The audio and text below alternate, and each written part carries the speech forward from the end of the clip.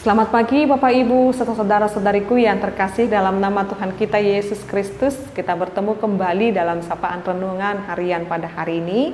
Kita mendengarkan firman Tuhan, kita berdoa. Kasih karunia Tuhan kita Yesus Kristus, kasih dari Allah Bapa dan persekutuan Roh Kudus, itulah kiranya menyertai kamu. Amin. Firman Tuhan untuk kita pada hari ini untuk kita renungkan bersama-sama yaitu yang tertulis dalam kitab Yesaya 30 ayat 15. Sebab beginilah firman Tuhan Allah yang Maha Kudus, Allah Israel.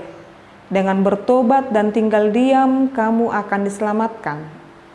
Dalam tinggal tenang dan percaya terletak kekuatanmu, tetapi kamu enggan.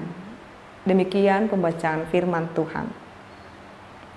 Bapak Ibu, saudara-saudariku yang terkasih dalam nama Tuhan kita, Yesus Kristus.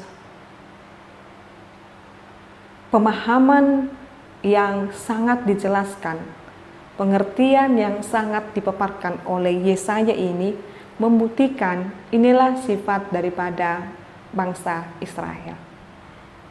Mereka punya pemahaman bahwasanya manusia itu memiliki kekuatannya sendiri karena mereka melihat manusia itu.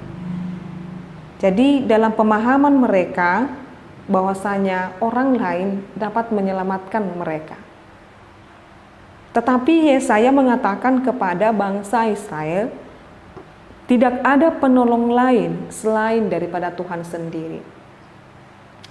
Tidak ada penolong lain selain daripada Tuhan sendiri.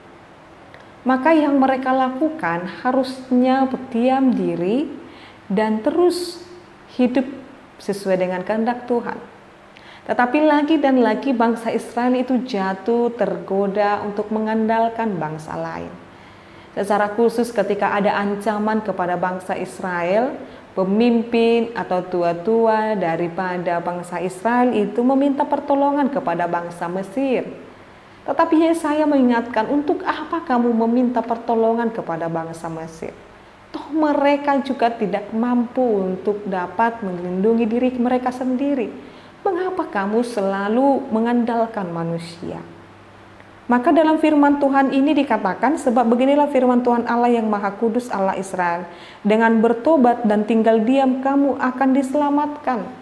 Yang kamu dapat lakukan saat ini ketika kamu mengalami ancaman dalam kehidupanmu adalah bertobat dan tinggal diam. Udah, gak usah melakukan hal yang lain atau mencari pertolongan kepada bangsa yang tidak mengenal Allah Israel. Dalam tinggal tenang dan percaya terletak kekuatanmu. Kekuatanmu hanyalah percaya kepada Tuhan. Itu saja kata Yesaya kepada bangsa Israel. Tetapi itu pun kamu enggan katanya. Keengganan bangsa Israel menundukkan diri kepada Tuhan merupakan pelanggaran atau bahkan ketidaktaatan bangsa Israel itu.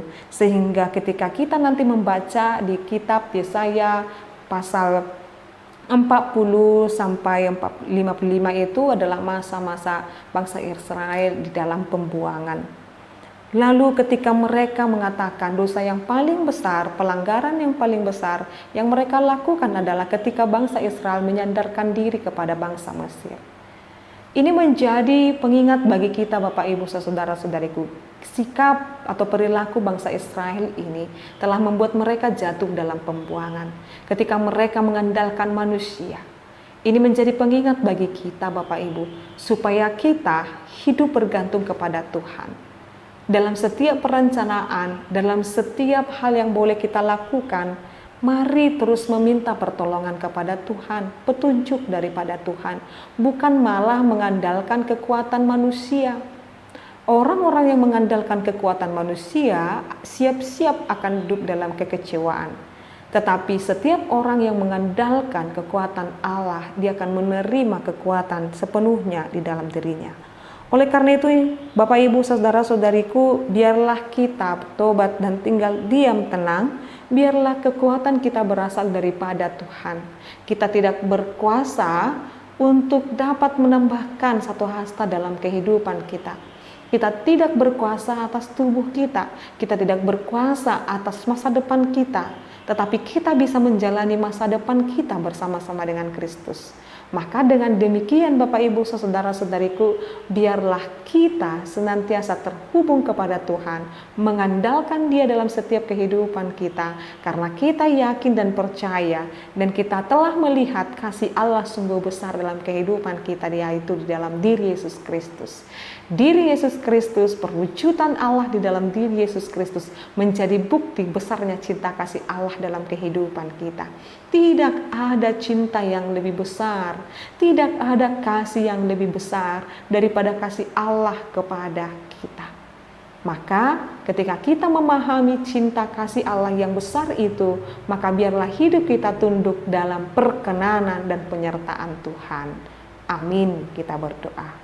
Ya Allah Bapa kami, terima kasih buat firman-Mu yang mengajarkan kami untuk tidak menyandarkan kehidupan kami, tidak bersandar kepada pengertian kami, pikiran kami, atau mengandalkan kolega atau orang lain untuk dapat menyelamatkan kehidupan kami. Tetapi Engkaulah Tuhan menjadi sandaran kami, karena Engkau dapat mengubah setiap hati orang, dan Engkau dapat memakai setiap orang untuk membantu kami.